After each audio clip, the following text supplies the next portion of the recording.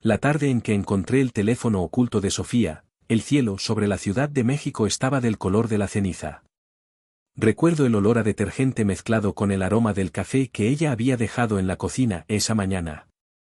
Recuerdo mis manos temblando mientras levantaba el forro del maletero, y como el polvo se elevó en el aire como si fueran los fragmentos de mi vida anterior. Ese iPhone viejo sin funda contenía 3 años de mentiras, y yo estaba a punto de leerlas todas.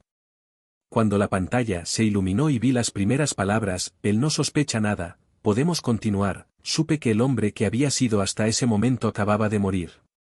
Si este relato te conmueve, suscríbete al canal para escuchar cómo esta historia transformó para siempre mi comprensión del amor y la lealtad. Me llamo Diego Hernández, tengo 42 años, y trabajo como ingeniero civil en una empresa de construcción en Querétaro. Durante 6 años creí tener un matrimonio sólido con Sofía Ramírez, arquitecta brillante, mujer de sonrisa fácil y palabras amables. Nos conocimos en una feria de construcción en Guadalajara, cuando yo tenía 33 años y ella 30. Había algo en su manera de hablar sobre diseño urbano que me hizo pensar que era la persona más inteligente que había conocido.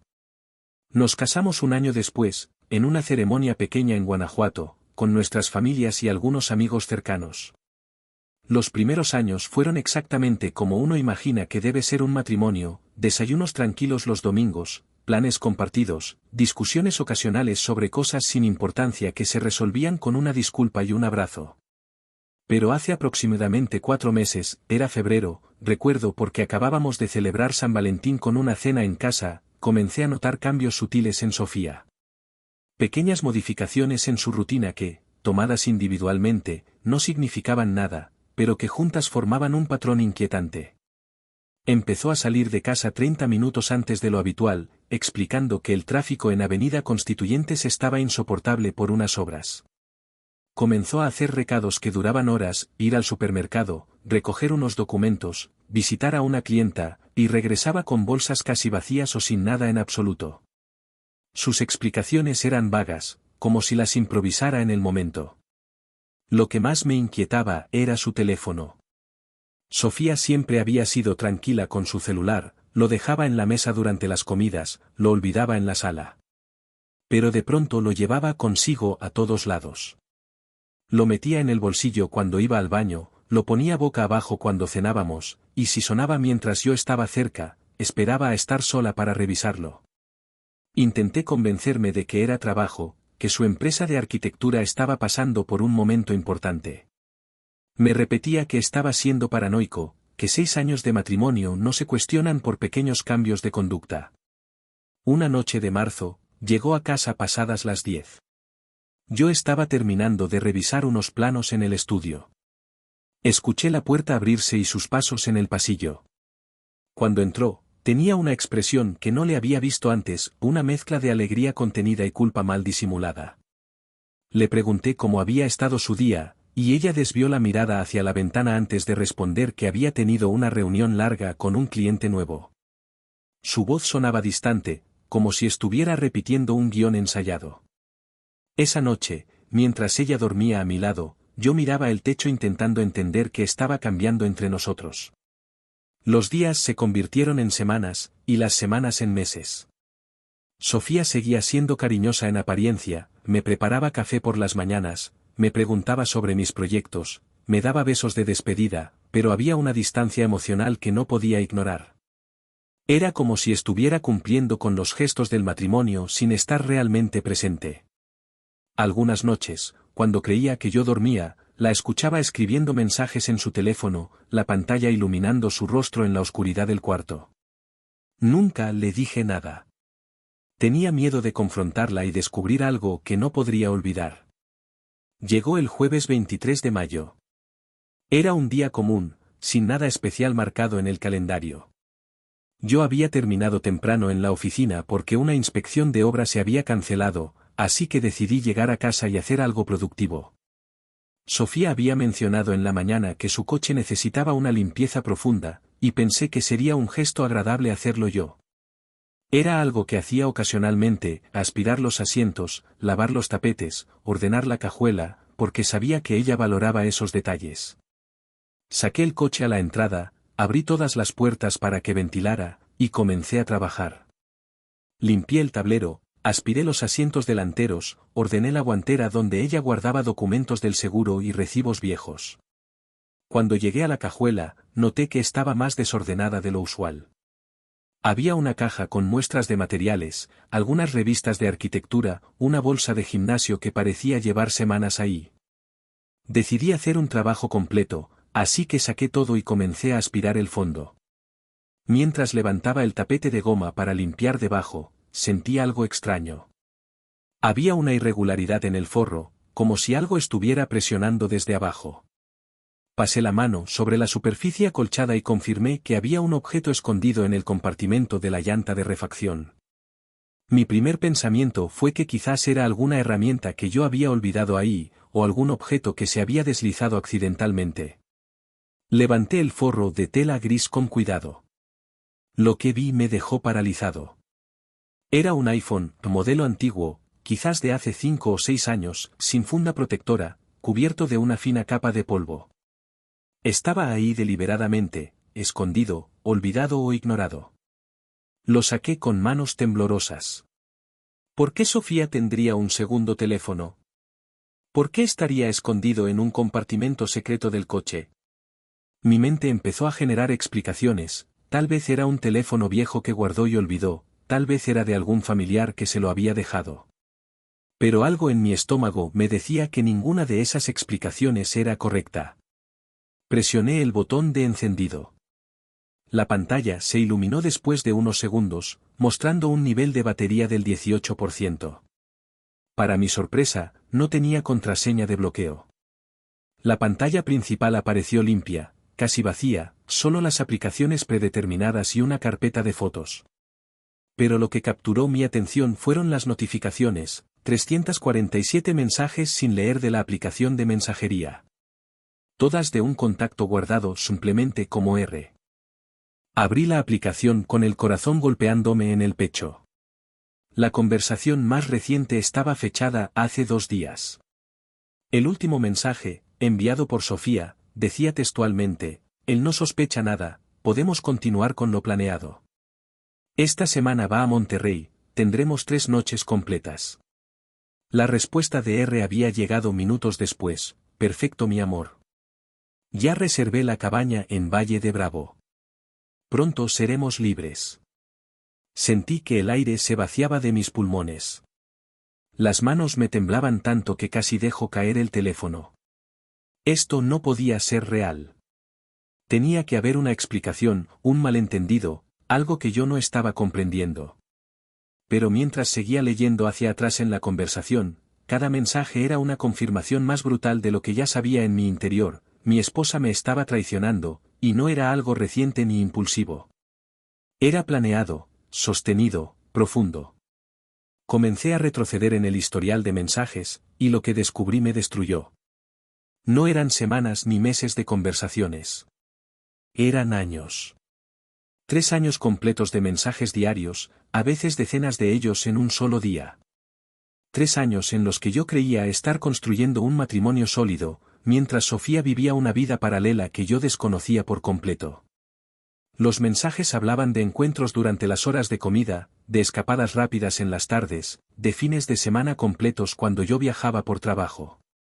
Reconocí fechas específicas que me atravesaron como cuchillos: nuestro aniversario de bodas del año pasado, cuando ella dijo que tenía migraña y prefería quedarse en casa; el día de mi cumpleaños hace 2 años, cuando supuestamente tuvo que trabajar hasta tarde; el fin de semana largo de Semana Santa cuando me dijo que iría a un retiro de yoga en Tulum. Había mensajes donde planificaban con detalle sus encuentros, donde se decían cosas que yo creía que solo nos decíamos entre nosotros, donde hablaban de un futuro juntos como si yo ya no existiera. Uno de los mensajes, fechado hace 6 meses, decía: no puedo esperar a que te liberes de él, ya tengo todo preparado. La casa en Cuernavaca está lista, solo falta que firmes los papeles del divorcio y podemos empezar nuestra vida real. Mi visión se nubló. ¿Casa en Cuernavaca? ¿Papeles de divorcio? ¿Vida real? Todo lo que habíamos vivido juntos era para ella una mentira, una simulación mientras esperaba el momento de escapar. Seguí leyendo como si estuviera atrapado en una pesadilla de la que no podía despertar. El sol comenzaba a descender sobre las montañas cuando seguí explorando ese teléfono maldito.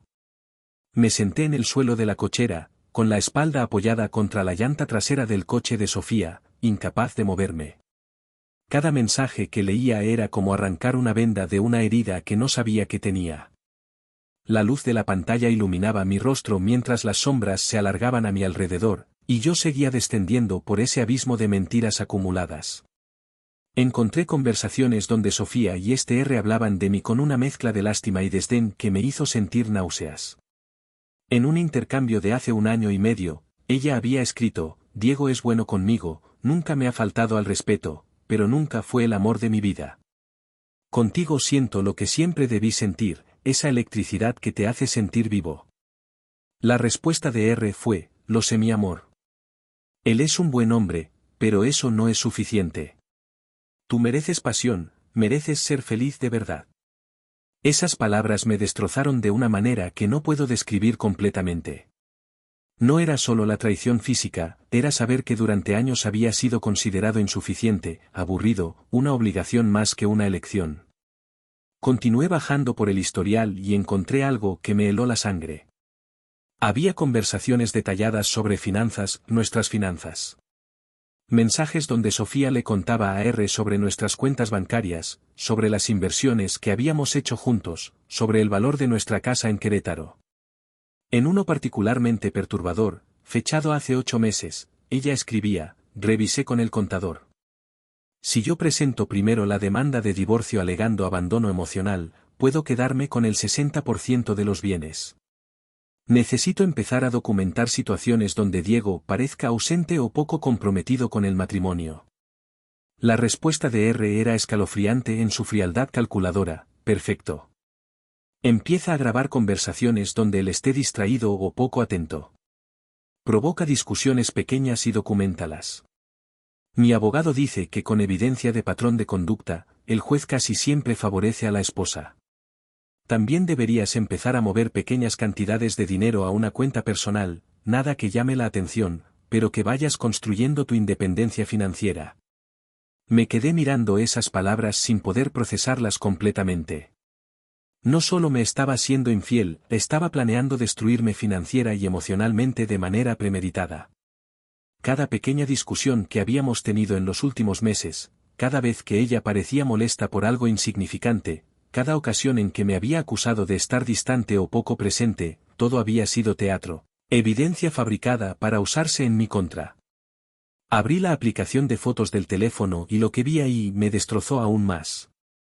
Había cientos de imágenes.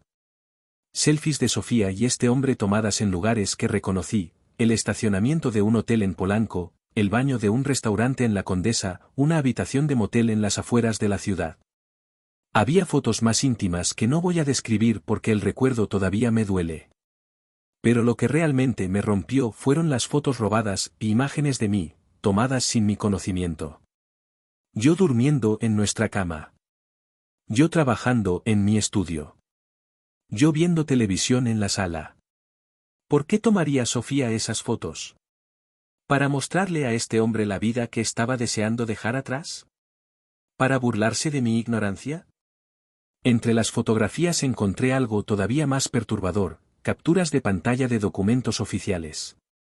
Había fotos de estados de cuenta de nuestra cuenta bancaria conjunta, con ciertas transacciones marcadas con círculos rojos.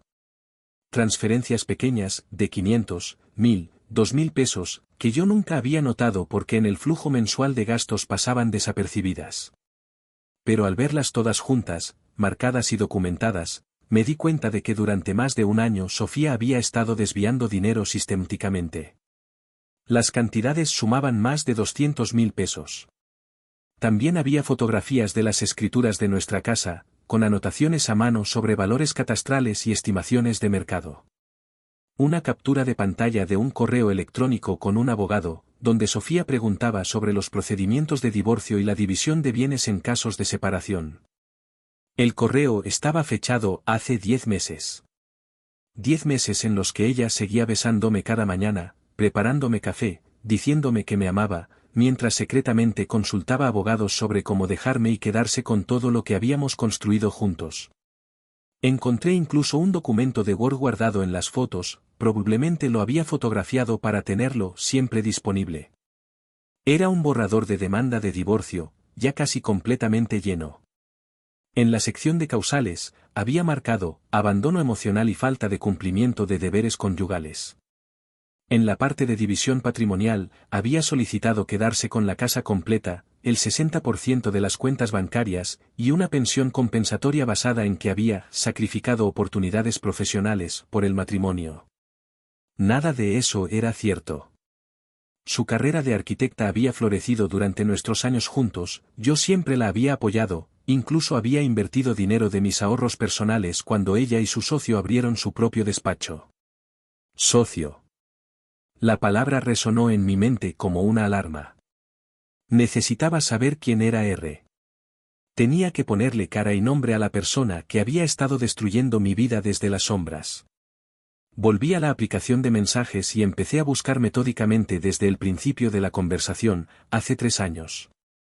Busqué algún error, algún momento de descuido donde alguno de los dos hubiera usado un nombre completo.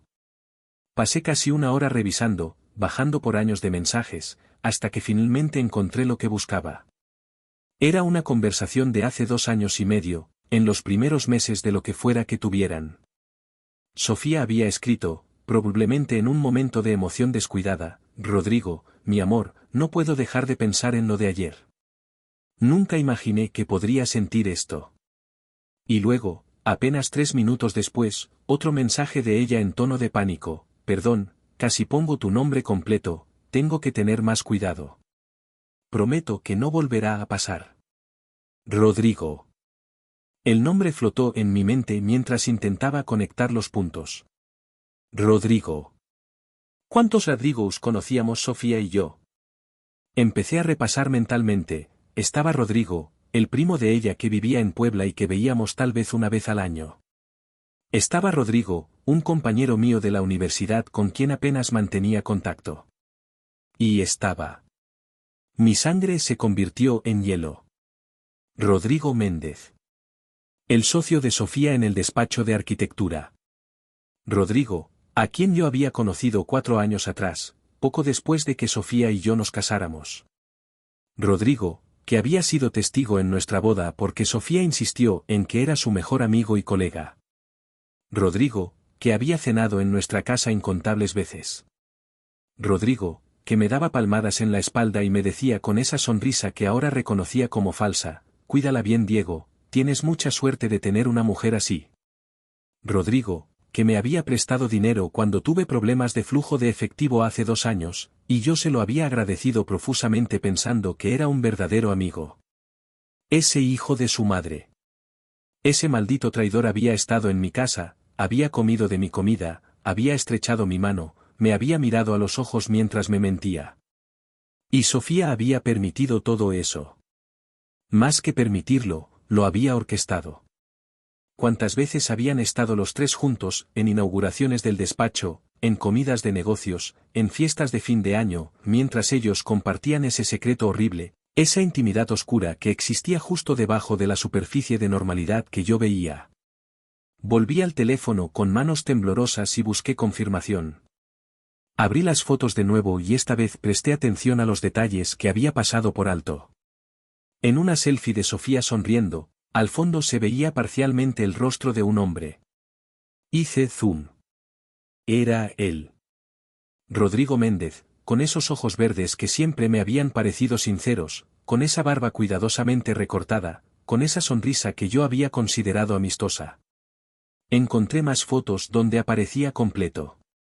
Fotos de ellos en la playa, y entonces recordé el Congreso de Arquitectura en Mazatlán al que Sofía asistió sola hace 1 año y medio, porque yo no pude acompañarla por compromisos de trabajo.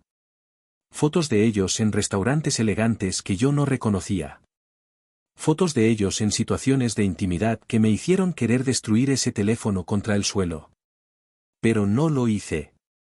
Algo en mi interior, tal vez instinto de supervivencia, tal vez la parte de mí que todavía era ingeniero y pensaba en términos de evidencia y documentación, me hizo entender que ese teléfono era mi salvación. Era la prueba que necesitaba. Era la verdad que Sofía y Rodrigo habían intentado mantener enterrada, y yo acababa de desenterrarla. Revisé la hora.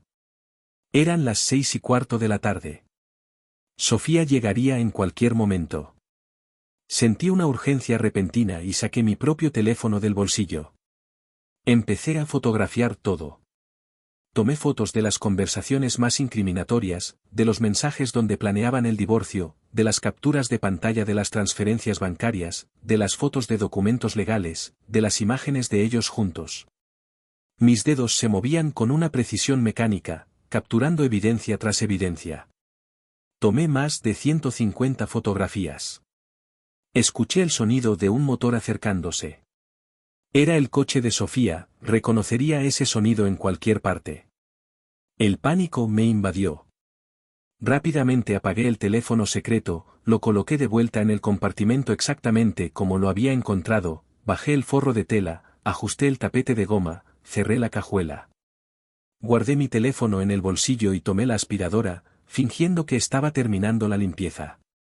La puerta del garaje se abrió y Sofía entró con su coche. Me vio ahí con la aspiradora y sonrió, esa sonrisa que ahora sabía que era mentira. Se bajó del coche con una bolsa de pan dulce en la mano. Ella se acercó y me dio un beso en la mejilla antes de decir con voz alegre, «Amor, qué linda sorpresa». «¿Estabas limpiando mi coche?» Tragué saliva y forcé una sonrisa que esperaba pareciera natural. «Sí, terminé temprano en la oficina y pensé en darte una sorpresa. Ya sabes que te gusta tener el coche limpio». Sofía me abrazó y presionó su mejilla contra mi pecho. Sentí su cuerpo cálido contra el mío, su perfume familiar, y tuve que hacer un esfuerzo sobrehumano para no apartarla con violencia. Ella levantó la mirada y me dijo con ternura, «Eres el mejor esposo del mundo, Diego. No sé qué haría sin ti». Sus palabras me atravesaron como balas. Cada sílaba era una mentira, cada gesto de afecto era teatro. Pero yo no dije nada. Solo asentí, le devolví el abrazo brevemente, y la vi entrar a la casa silbando una canción que no reconocí.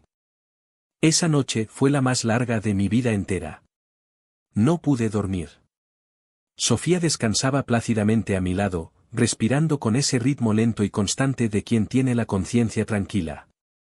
Yo me quedé despierto en la oscuridad, mirando el techo, escuchando cada sonido de la casa, el zumbido del refrigerador en la cocina, el tic-tac del reloj en el pasillo, el murmullo ocasional de algún coche pasando por la calle. Mi mente reproducía una y otra vez los mensajes que había leído, las fotos que había visto, los planes detallados para destruirme. Cada vez que cerraba los ojos, veía la cara de Rodrigo Méndez, esa sonrisa falsa, esas palmadas en mi espalda que ahora entendía como burlas encubiertas. Alrededor de las 3 de la madrugada, Sofía se movió en sueños y extendió su brazo sobre mi pecho. Ese gesto que antes me habría parecido tierno ahora me producía repulsión. Con cuidado, aparté su brazo y me levanté de la cama. Caminé descalzo hasta el estudio, cerré la puerta, y me senté frente a mi computadora. Necesitaba pensar con claridad. Necesitaba un plan. Saqué mi teléfono y revisé las más de 150 fotografías que había tomado del celular secreto de Sofía. Ahí estaba todo, la cronología completa de la traición, las pruebas financieras del desvío de fondos, los planes legales para dejarme sin nada, la evidencia fotográfica de la relación con Rodrigo. Era abrumador, pero también era poder. Ellos no sabían que yo sabía. Esa era mi ventaja. Pasé el resto de esa noche y las primeras horas de la mañana investigando. Busqué información sobre procesos de divorcio, sobre cómo se manejan las divisiones patrimoniales, sobre qué constituía evidencia admisible en un tribunal. Leí foros de personas que habían pasado por situaciones similares, artículos legales, procedimientos judiciales. Para cuando el sol comenzó a salir, ya tenía una comprensión básica de lo que necesitaba hacer. Sofía se levantó a las 7, como siempre. La escuché moverse por la habitación, ducharse, prepararse para ir al despacho. Yo me quedé en el estudio, fingiendo que estaba revisando unos planos urgentes. Ella entró, ya vestida y arreglada, y me dio un beso en la frente antes de decirme, «Hoy voy a llegar tarde, amor». Tenemos una presentación con un cliente nuevo en Tlalnepantla y probablemente nos llevará toda la tarde. Asentí sin levantar la vista de la pantalla, no te preocupes. Yo también tengo mucho trabajo. Que te vaya bien. Escuché sus pasos alejándose por el pasillo, la puerta cerrándose, el motor de su coche arrancando. Me asomé por la ventana y la vi salir por la calle. Solo entonces me permití respirar. Revisé mi teléfono. El mensaje que había enviado 20 minutos antes a mi jefe, pidiendo algunos días de permiso por asuntos personales urgentes, ya tenía respuesta. Estaba aprobado. Los siguientes 3 días fueron los más extraños de mi vida. Cada mañana me levantaba, desayunaba con Sofía, nos despedíamos como cualquier pareja normal. Pero en cuanto ella salía de casa, yo me transformaba en un investigador metódico. Revisé cada centímetro de nuestras finanzas compartidas. Identifiqué todas las transferencias sospechosas que ella había hecho en el último año y medio. Llamé discretamente a nuestro banco y solicité estados de cuenta detallados de los últimos 3 años. Busqué en los archivos de nuestra computadora compartida y encontré más evidencia, correos electrónicos que ella había olvidado borrar, documentos guardados en carpetas ocultas. También contraté a un investigador privado. No me enorgullece admitirlo, pero necesitaba confirmación externa de lo que ya sabía. Le di el nombre de Rodrigo Méndez y le pedí que documentara cualquier encuentro entre él y Sofía. El investigador era un hombre de unos 50 años, de aspecto discreto, que me miró con una mezcla de compasión profesional y comprensión silenciosa. Me dijo que tendría información en 48 horas. Durante esos 3 días, actué con una normalidad que me sorprendió a mí mismo. Cenaba con Sofía, veíamos televisión juntos, ella me contaba sobre su día en el trabajo, mentiras elaboradas que yo ahora reconocía como tales pero que escuchaba con expresión interesada. Una noche ella me preguntó si me pasaba algo, porque me notaba callado. Le respondí que solo estaba cansado por unos problemas en la obra, que no era nada importante.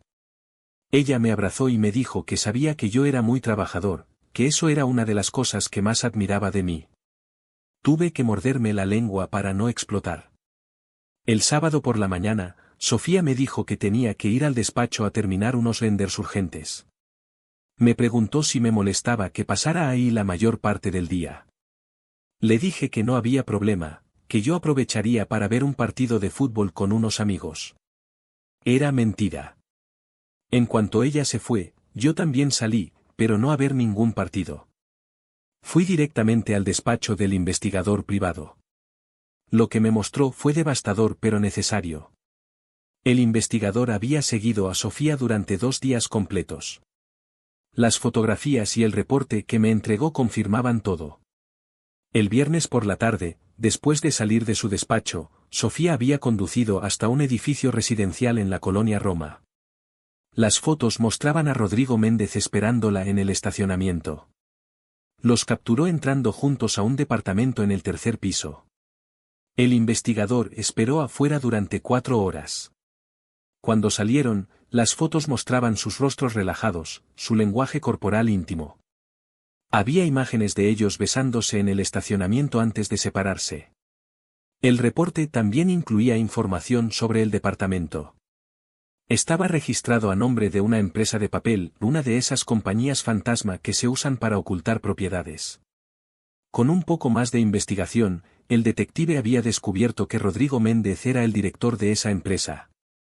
El departamento era su nido de amor, el lugar donde mi esposa y mi supuesto amigo se encontraban regularmente.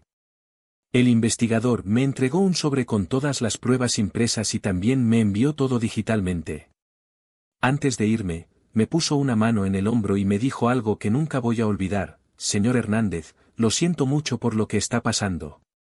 Pero ahora tiene el poder en sus manos. Use estas pruebas sabiamente. No tome decisiones impulsivas. Protéjase primero, y luego haga justicia. Esas palabras resonaron en mi mente mientras conducía de regreso a casa. Protegerme primero. Hacer justicia. Era exactamente lo que planeaba hacer. El lunes por la mañana, mientras Sofía se preparaba para ir al trabajo sin saber nada, yo salí de casa con un maletín que contenía todas las pruebas que había recopilado, las fotografías del teléfono secreto, los estados de cuenta bancarios, las capturas de pantalla de las conversaciones, el reporte del investigador privado, copias de los documentos que encontré en nuestra computadora. Era evidencia abrumadora, indiscutible, devastadora. Conduje hasta el despacho del abogado que había contactado el viernes, un especialista en divorcios conflictivos recomendado por un compañero de trabajo que había pasado por algo similar años atrás. El licenciado Méndez, sin relación alguna con Rodrigo, afortunadamente, era un hombre de unos 60 años, con el cabello completamente blanco y una mirada que transmitía décadas de experiencia en las peores batallas legales que las parejas pueden librarse. Le mostré todo.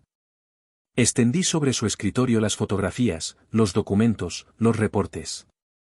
Él fue revisando cada cosa con una meticulosidad profesional, sin mostrar sorpresa ni juicio, solo análisis. Cuando terminó, levantó la vista y me miró directamente a los ojos. El abogado se reclinó en su silla antes de hablar con voz pausada. Señor Hernández, en mis 35 años ejerciendo, he visto muchos casos de infidelidad. Pero el nivel de premeditación y planificación maliciosa que hay aquí es extraordinario. Su esposa no solo le fue infiel, ella y su cómplice estaban orquestando su destrucción financiera y reputacional de manera sistemática. Hizo una pausa antes de continuar, lo que tiene aquí es evidencia más que suficiente para protegerse completamente. Podemos actuar de manera inmediata. Le recomiendo que presentemos la demanda de divorcio hoy mismo, antes del mediodía si es posible. También necesitamos solicitar medidas precautorias para congelar las cuentas bancarias compartidas y prevenir cualquier transferencia adicional de activos. Con esta evidencia, el juez no tendrá problema en conceder esas medidas. Asentí, sintiendo una mezcla de alivio y dolor. El abogado continuó explicándome el proceso. Me dijo que todo tardaría entre 6 y 8 meses, dependiendo de cómo Sofía decidiera responder. Me advirtió que probablemente ella contrataría sus propios abogados, que intentaría negociar, que posiblemente se pondría furiosa cuando se diera cuenta de que yo había descubierto todo. Me preparó para lo que vendría, las audiencias, las negociaciones, la exposición pública de nuestra vida privada. Firmé todos los documentos necesarios esa misma mañana. El abogado me aseguró que la demanda sería presentada antes de las 3 de la tarde, y que las notificaciones serían enviadas tanto a Sofía como a nuestro banco antes del final del día laboral. También, como parte de la estrategia, incluiríamos a Rodrigo Méndez como parte interesada en el proceso, dado que había participado activamente en el plan de desvío patrimonial. Cuando salí del despacho del abogado, el sol de mediodía caía sobre la Ciudad de México con una intensidad casi cegadora. Me senté en mi coche por varios minutos, con las manos en el volante, procesando lo que acababa de hacer. No había vuelta atrás. En unas horas, Sofía sabría que yo lo sabía todo. En unas horas, su mundo, y el de Rodrigo, comenzaría a derrumbarse. No sentí satisfacción. No sentí triunfo. Solo sentí un cansancio profundo, como si hubiera envejecido 10 años en los últimos 5 días. Pero también sentí algo más, claridad. Por primera vez desde que encontré ese teléfono, tenía un camino claro hacia adelante.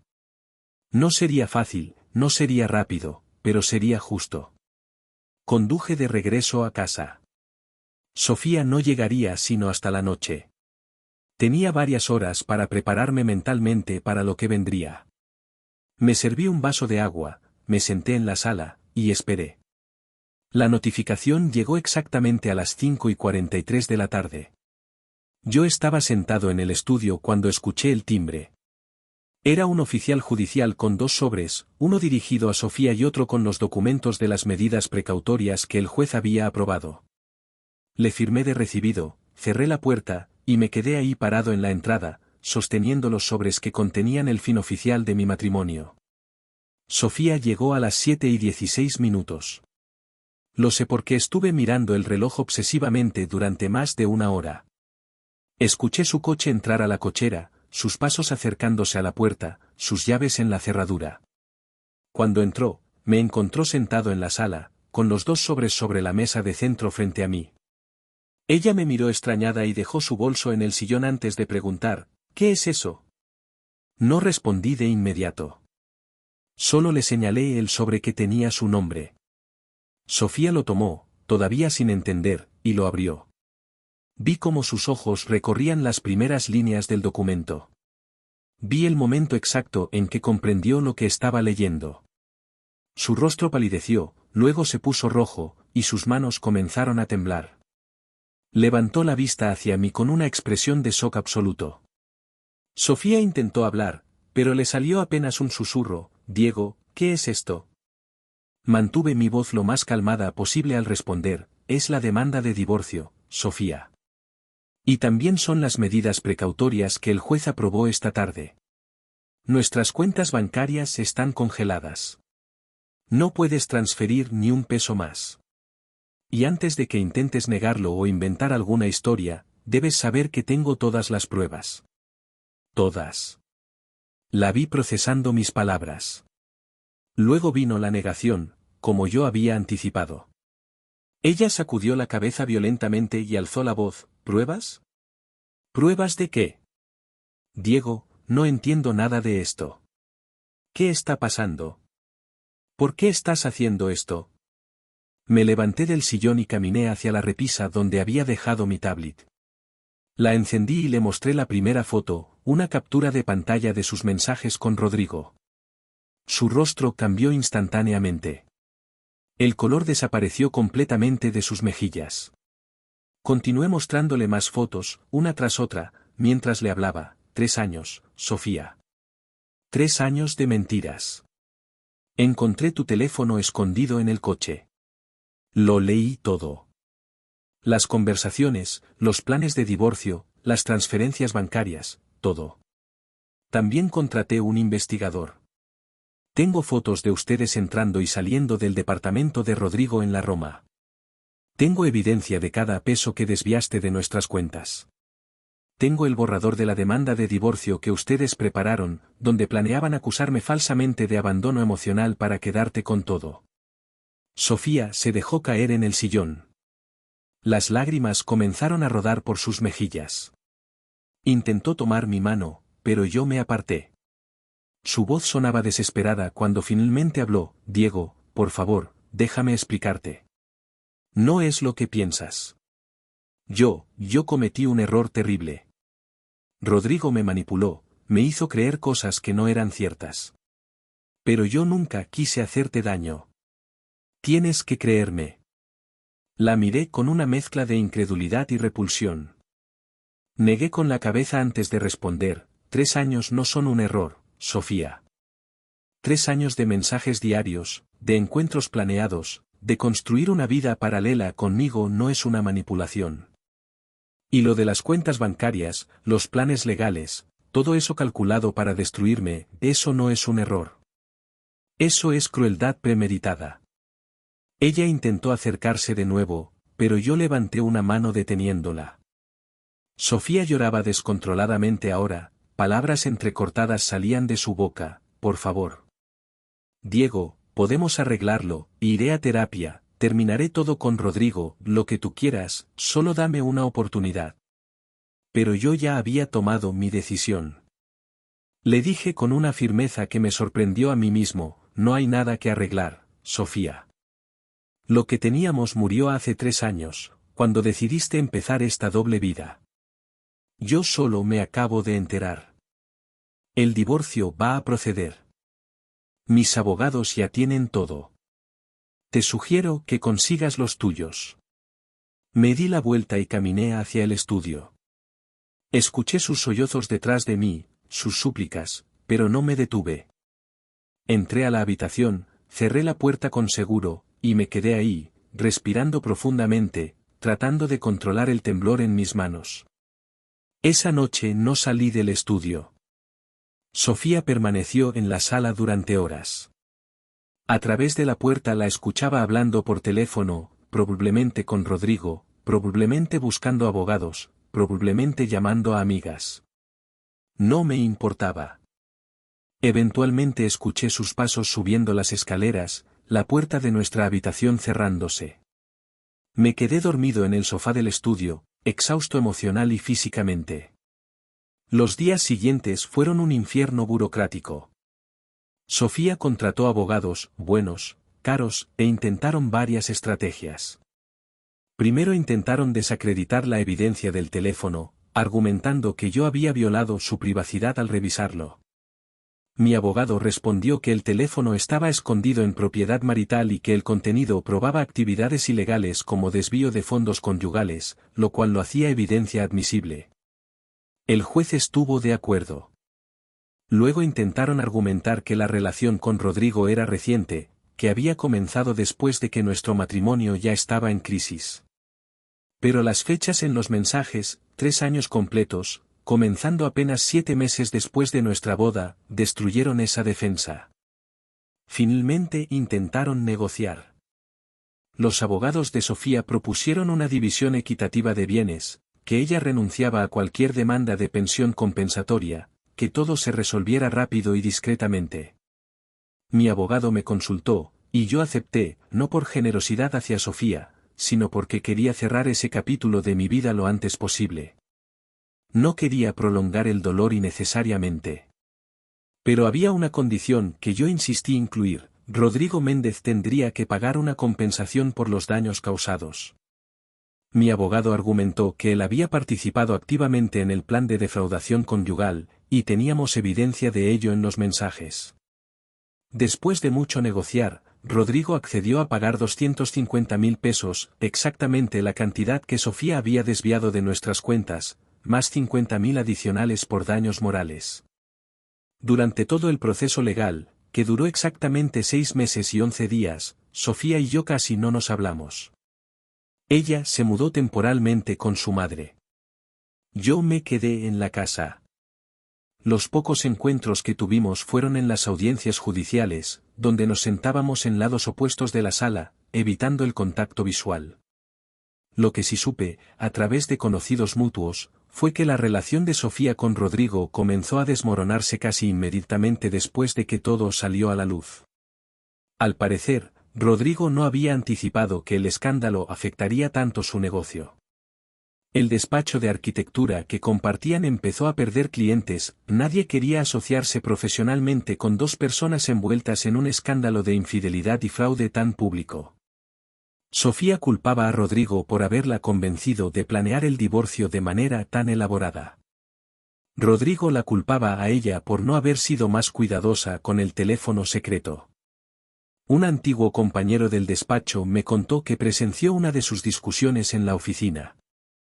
Al parecer, Sofía le gritó a Rodrigo que él había arruinado su vida, que había destruido su matrimonio estable por una fantasía que nunca iba a funcionar. Rodrigo le respondió que ella había sido quien tomó cada decisión, que él nunca la obligó a nada. La discusión terminó con Sofía renunciando al despacho y Rodrigo quedándose con un negocio que se hundía rápidamente.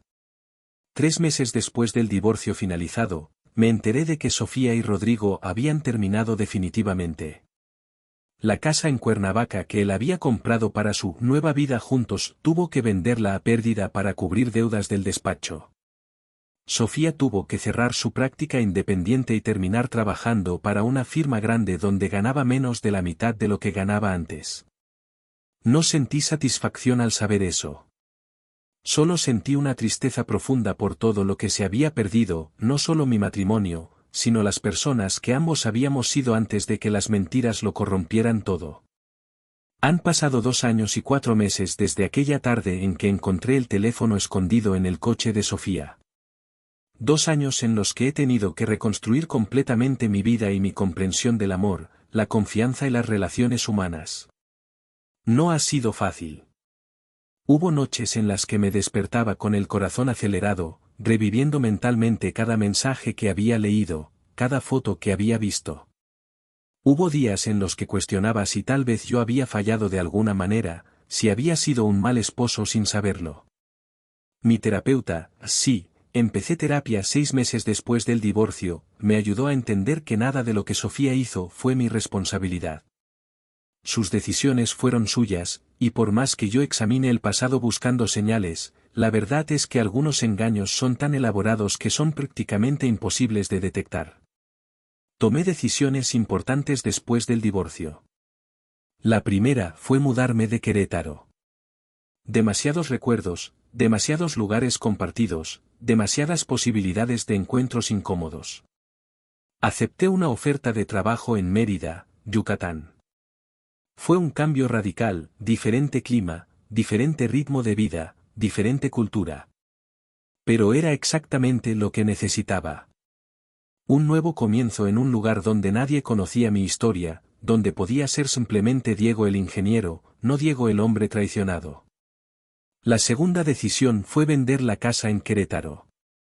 No podía seguir viviendo en esos espacios donde cada rincón me recordaba a una vida que resultó ser una mentira. Con mi parte de la venta y el dinero recuperado del desvío de fondos, compré un departamento pequeño pero luminoso en el centro de Mérida, cerca del Paseo de Montejo. Es un espacio completamente mío, sin historia, sin fantasmas. Lo decoré con muebles nuevos, colores que yo elegí, fotografías de lugares que he visitado solo. Es mi santuario. La tercera decisión, y tal vez la más importante, fue trabajar activamente en no convertirme en una persona amarga. Habría sido muy fácil dejar que la traición de Sofía me transformara en alguien cínico, desconfiado, incapaz de volver a abrirse emocionalmente. Vi ese camino claramente frente a mí, el camino de la amargura perpetua, de ver intenciones ocultas en cada gesto, de cerrar mi corazón para siempre. Y conscientemente decidí no tomarlo. Decidí que Sofía ya me había quitado suficiente, mi matrimonio, años de mi vida, mi confianza, pero no iba a permitir que también se llevara mi capacidad de amar y confiar en el futuro. No fue instantáneo. Durante el primer año después del divorcio, salí en algunas citas que no llegaron a nada porque yo todavía estaba procesando demasiado. Conocí a varias mujeres interesantes, pero en cuanto empezaba a sentir alguna conexión real, me bloqueaba emocionalmente. Mi terapeuta me explicó que era normal, que estaba protegiendo mi corazón mientras sanaba, y que eventualmente ese mecanismo de defensa se relajaría si yo seguía haciendo el trabajo interno. Y tenía razón. Hace aproximadamente 8 meses conocí a Paulina. Es veterinaria, tiene 36 años, y nos conocimos de la manera más casual posible. Ella estaba atendiendo a un perro rescatado que yo había encontrado en la calle cerca de mi departamento.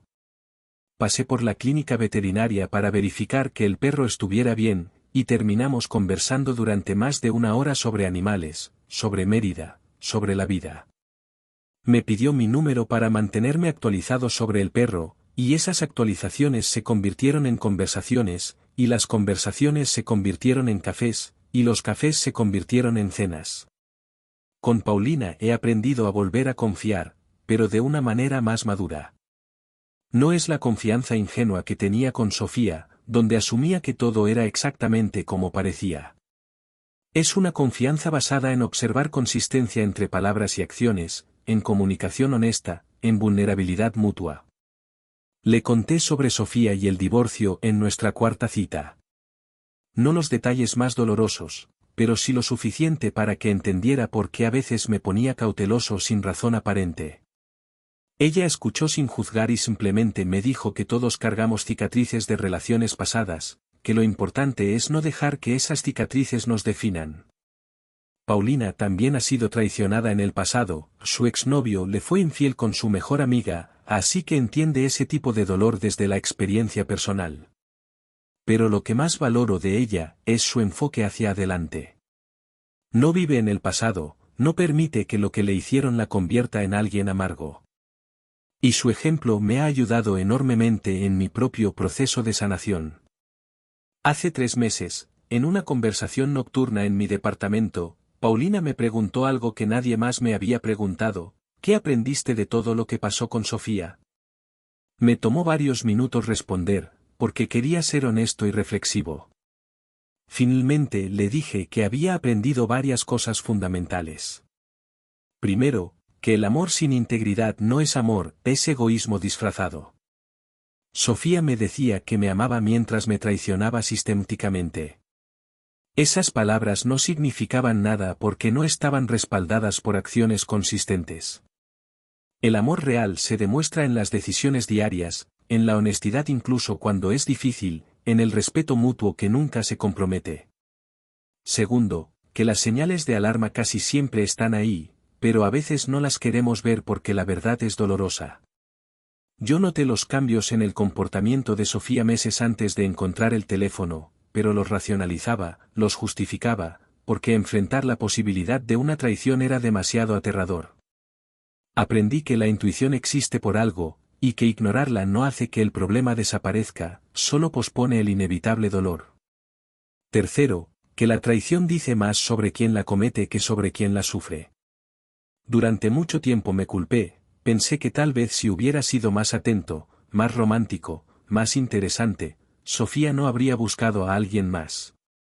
Pero la terapia me ayudó a entender que las personas íntegras no resuelven sus insatisfacciones maritales con engaño y traición, las resuelven con comunicación honesta o con la dignidad de terminar la relación antes de empezar otra. La decisión de Sofía de mantener una doble vida durante 3 años fue su decisión, no un reflejo de mis deficiencias. Cuarto, que perdonar no significa olvidar ni reconciliarse, significa liberar el peso del resentimiento para poder seguir adelante. He perdonado a Sofía, no porque lo que hizo esté bien, sino porque cargar ese odio estaba lastimándome solo a mí.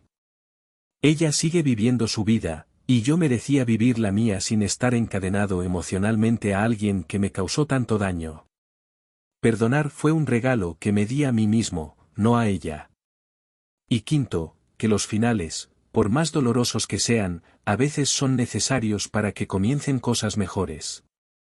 Si yo no hubiera encontrado ese teléfono, si Sofía hubiera ejecutado su plan, yo estaría ahora divorciado en condiciones terribles, financieramente devastado, emocionalmente destruido, sin entender qué había pasado. En cambio, aunque el descubrimiento fue brutalmente doloroso, me dio el poder de controlar mi propia narrativa, de protegerme, de cerrar ese capítulo con dignidad. Y ese final doloroso me trajo eventualmente a Mérida, a mi nueva vida, a Paulina, a esta versión más sabia y resiliente de mí mismo. Paulina escuchó todo eso en silencio, tomando mi mano. Cuando terminé, me dijo algo que se quedó grabado en mi mente. Con voz suave pero clara, me dijo, Diego, lo que pasaste fue terrible, y nadie se merece esa traición. Pero lo más impresionante no es que te haya pasado, sino cómo decidiste responder. No te vengaste de manera destructiva, no te convertiste en una persona amarga, no dejaste que el dolor te definiera. Tomaste el control, protegiste tu dignidad, y elegiste sanar en lugar de pudrirte en el resentimiento. Eso requiere una fortaleza de carácter que mucha gente no tiene. Esas palabras significaron más para mí de lo que ella probablemente imaginó. Porque tenía razón, yo había elegido cómo responder al dolor más profundo de mi vida. Y había elegido hacerlo con integridad, con dignidad, y con esperanza en el futuro. Ocasionalmente me pregunto qué será de Sofía. He escuchado muy poco sobre ella en estos 2 años. Sé por algunos conocidos mutuales que sigue trabajando en esa firma grande de arquitectura, que no está en ninguna relación seria, que aparentemente está enfocada en reconstruir su carrera profesional. Parte de mí espera que ella también haya aprendido algo de todo lo que pasó, que haya reflexionado sobre sus decisiones, que haya crecido como persona. Pero honestamente, ya no es mi preocupación. Su camino es suyo, y el mío es mío. De Rodrigo supe que vendió lo que quedaba del despacho y se mudó a Guadalajara para empezar de nuevo. Aparentemente intentó abrir otra firma de arquitectura allá, pero la reputación de lo que pasó lo siguió. La última vez que escuché algo de él fue hace 1 año, cuando un ex cliente mutuo mencionó que lo había visto trabajando en una empresa de diseño como arquitecto empleado, no como socio ni dueño. Toda la posición y prestigio que había construido se perdieron por decisiones fundamentadas en egoísmo y falta de carácter. No siento alegría ni satisfacción por sus dificultades. Solo siento una especie de tristeza distante por todo el potencial humano desperdiciado. Tanto Sofía como Rodrigo tenían talento, inteligencia, oportunidades, y eligieron usarlo todo para construir una mentira elaborada que eventualmente colapsó bajo su propio peso. Pudieron haber sido honestos, Pudieron haber tomado decisiones difíciles pero íntegras, y en cambio eligieron el camino del engaño. Y ahora viven con las consecuencias.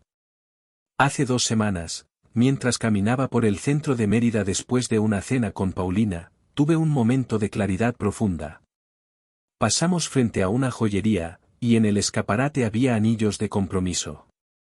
Paulina los vio, sonrió, y siguió caminando sin hacer ningún comentario. Pero yo me quedé pensando. Hace 2 años, la idea de volver a comprometerme con alguien me habría producido pánico.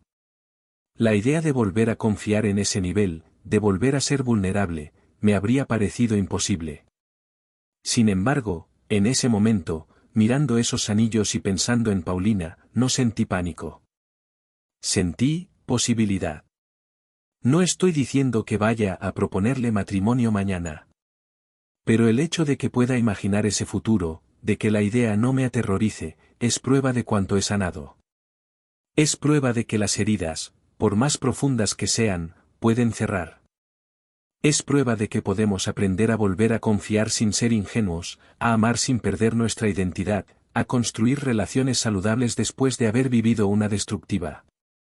A veces pienso en ese jueves de mayo, hace más de 2 años, cuando decidí limpiar el coche de Sofía como una sorpresa.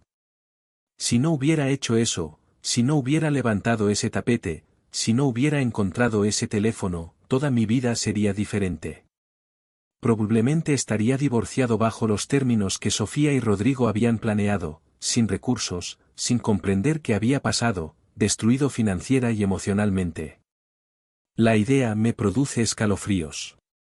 Pero también pienso en algo más profundo, ese acto simple de servicio, querer hacer algo amable por mi esposa, fue exactamente lo que reveló la verdad. Hay algo poético y devastador en eso. Mi amor genuino por ella, expresado en ese gesto pequeño, fue lo que descubrió su falta de amor genuino por mí.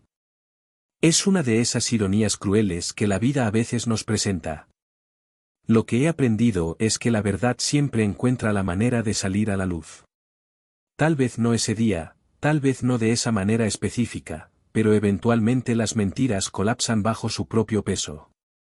Sofía y Rodrigo construyeron una estructura elaborada de engaños, y pensaron que podían mantenerla indefinidamente. Pero las mentiras requieren energía constante para sostenerse, cada mensaje secreto, cada encuentro clandestino, cada transferencia bancaria oculta, cada excusa inventada. Es insostenible a largo plazo. La verdad, en cambio, se sostiene sola. No requiere esfuerzo recordar lo que realmente pasó, porque simplemente pasó. Y así, 2 años después, puedo decir con honestidad que estoy agradecido por haber descubierto la verdad, por más dolorosa que fuera. Porque vivir en la ignorancia, en una mentira, no es realmente vivir. Es existir en una realidad fabricada que puede colapsar en cualquier momento. Prefiero 1000 veces enfrentar una verdad dolorosa que vivir cómodamente en una mentira. Mi historia no es única. Sé que hay miles, probablemente millones de personas que han vivido traiciones similares o peores. Personas que confiaron completamente y fueron traicionadas sistemáticamente. Personas que amaron sinceramente y recibieron engaño a cambio. Y para ellas quiero decir esto, el dolor es real, es válido, y es profundo. Pero no es permanente. No tiene que definir el resto de tu vida. Puedes elegir cómo responder, con amargura o con crecimiento, con venganza o con dignidad, con odio o con sanación. Yo elegí sanar. Elegí crecer.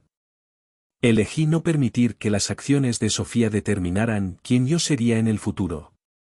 Y aunque el camino ha sido largo y a veces solitario, aunque hubo noches de llanto y días de ira, aunque cuestioné todo lo que creía saber sobre el amor y las relaciones, hoy puedo decir que estoy en paz. No es la paz de haber olvidado. Es la paz de haber procesado, de haber aprendido, de haber perdonado y seguido adelante. Es la paz de saber que actué con integridad incluso cuando otros no lo hicieron. Es la paz de haber reconstruido mi vida sobre bases más sólidas, más conscientes, más sabias. Cuando miro hacia atrás a ese hombre que levantó el tapete del maletero y encontró un teléfono que cambiaría su vida, siento compasión por él. Siento el dolor que estaba a punto de experimentar, la confusión, la devastación. Pero también siento respeto por las decisiones que tomó después. No actuó impulsivamente. No se dejó consumir por la venganza. Documentó, se protegió, buscó justicia a través de los canales apropiados, y luego se enfocó en reconstruirse a sí mismo.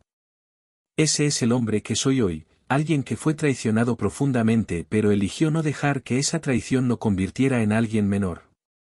Alguien que aprendió que el carácter se revela no en los momentos fáciles, sino en cómo respondemos cuando somos heridos injustamente. Alguien que entiende ahora que el amor verdadero requiere no solo sentimientos, sino integridad, honestidad, y la voluntad de hacer lo correcto incluso cuando es difícil. Y así termina mi historia. No con un final hollywoodense donde todo es perfecto, pero sí con algo más real y más valioso, un final donde he encontrado paz, crecimiento, y la capacidad de volver a esperar cosas buenas del futuro. Un final donde entiendo que aquel teléfono escondido no solo reveló la traición de Sofía, reveló quién yo realmente era y quién podía llegar a ser. Alguien que eligió la dignidad sobre la destrucción. Alguien que eligió la sanación sobre el odio. Alguien que, a pesar de todo, no perdió la fe en que las personas buenas existen, en que el amor verdadero es posible, y en que mañana siempre puede ser mejor que ayer. Esta es mi historia. Y esta es la prueba de que podemos sobrevivir lo impensable y salir del otro lado no solo intactos, sino más fuertes, más sabios, y más completos que antes.